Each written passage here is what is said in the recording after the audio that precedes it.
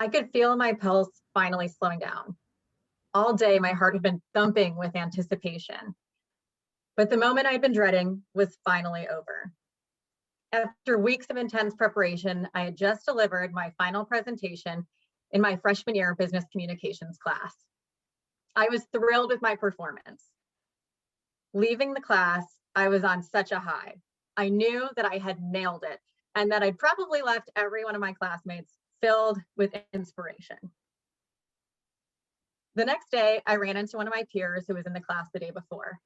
We got to talking about our final presentations, and in one quick sentence, she absolutely crushed me. She asked me, "So are you excited to get yours over with next week?" I was devastated. That presentation that I had been feeling so good about yesterday hadn't even left a dent in her memory.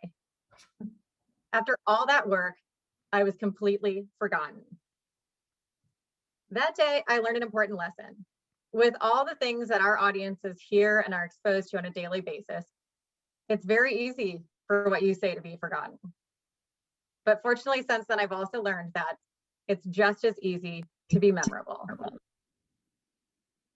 Of course, being memorable feels good on the old ego, but it's also critical to make sure that your content stays top of mind amongst all of today's distractions. Particularly in the business world, people are inundated with presentations and pitches. Each of us, after we graduate, will probably hear at least one presentation per day. And for those of us who are aspiring entrepreneurs, the top VCs see at least 50 presentations per week. With all those presentations competing for your audience's attention, it's important to stand out. But standing out alone isn't enough. According to a Yale study, 20 minutes after a presentation, the audience only remembered about 60% of the presenter's content.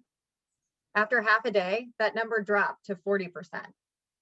And after just 1 week, audience members remembered only about 10% of what was said to them just a week before. The tips we'll give you today will help make sure that your presentation isn't one of the ones that's forgotten. By using the few tips that we outlined today, you'll find that it's easy to be memorable. Aidan, that introduction itself showed me how to be memorable. Your storytelling caught my attention, and honestly, I felt surprised when it took a turn. This is a great segue into our first tactic: shock the audience. Let's start by watching the beginning of Pablo Zapata's Low keynote, during which he tells a story of an incredible dive he experienced. This could be the dive I've always dreamed of.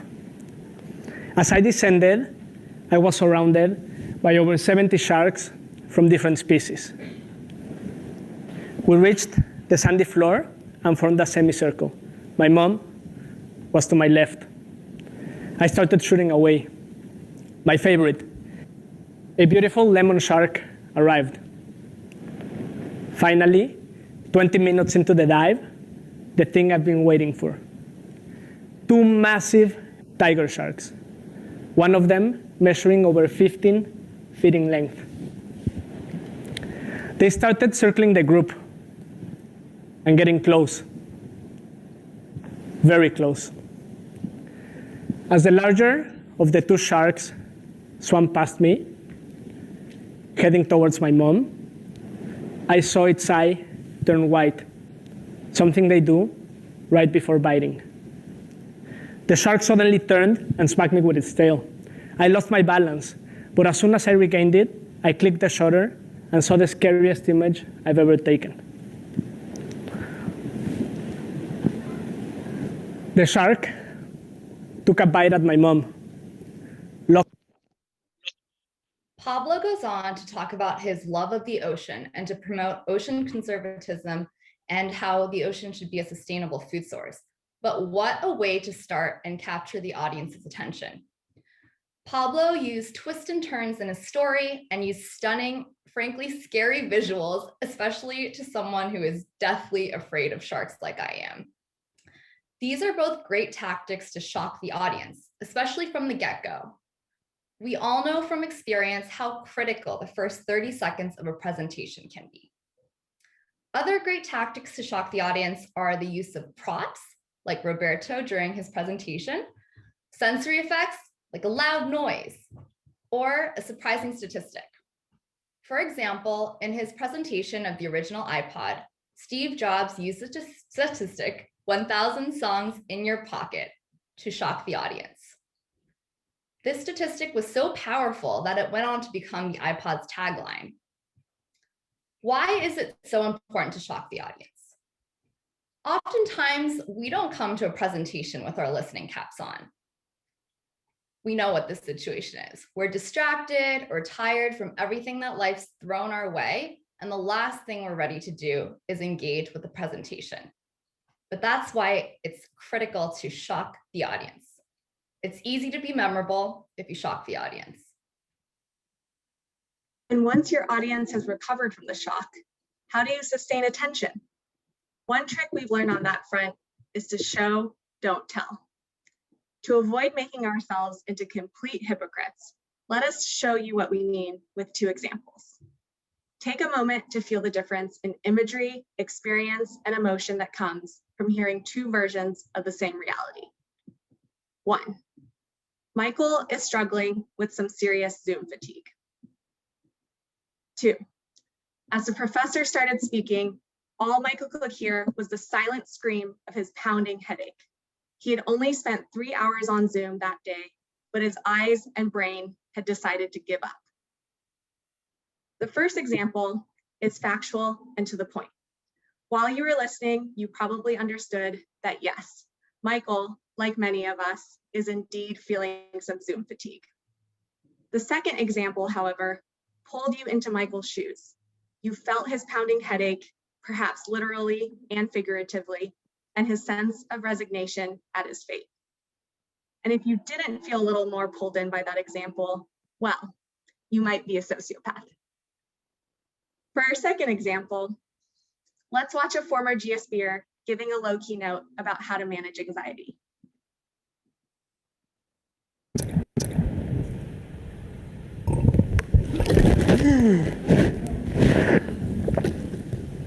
So how about we handle this situation like a pro?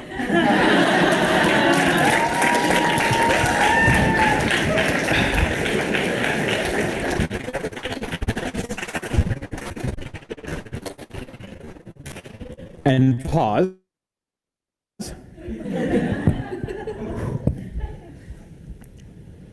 Reframe. Maybe spilling juice all over myself makes this more entertaining for you, and there'll be more views. And own. I'm not feeling what I'm feeling right now because I spilled juice over myself. It's because I had an expectation internally that this talk will fall asleep. How to execute the steps of his personal framework for managing anxiety, pause, reframe, and own, Pulkit shocked the audience into attention and brought his advice to life in the most realistic way possible by handling it like a pro. So the next time you're working through a presentation, think about Michael and Pulkit. When you're trying to communicate a data point or a fact, how might you use story to bring it to life? When you're giving a recommendation or a piece of advice, could you find a way to demonstrate it to your audience? As Pulkit showed us, it could be as easy as finding a red drink to spill on your white shirt. It's easy to be memorable if you show, don't tell. It's easy to be memorable. Show me with your fingers. How many times did you hear this phrase today? Twice, 3 times? Someone saying 7? And you still hear this a couple more times because that's the mantra of our presentation. Sound bites that we're emphasizing over and over for you to associate it with the delivery. Mantras and sound bites are some of the easiest ways to remember any type of historical moment. In fact, let's go back in time for a bit. What's the first thing that comes to mind if I ask you about the moon landing? That's one small step for man, one giant leap for mankind. What if I ask you about Obama? Even the most passionate Republican will think, yes, we can. Does it work with presentations? Steve Jobs' iPhone launch. Reinvent the phone. For my international friends, is it a US only thing? No, in Brazil, every single person knows that on the event of Brazil's independence from Portugal, the emperor said, independence or death. But these soundbites and mantras didn't just come to their minds in the middle of these historical moments. They're carefully crafted and prepared beforehand.